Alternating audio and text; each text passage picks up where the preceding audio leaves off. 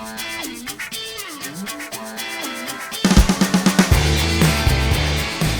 everybody, it's Edwin here from Cutting Room Creative in Nanaimo, British Columbia, Canada. And today I want to share with you a styling tip for this mop of hair that I've grown out here. So you can see my fringe and my front, it's all falling forward and in my eyes. It's always in my eyes. I want something that's going to hold it back. So I'm going to check out KMS HAIRPLAY Messing Crème. This is going to give me that cool second day look with a bit of grip, with a matte finish that should hold my hair in place without all this crazy irritating hair falling down. So let's squeeze out a small amount.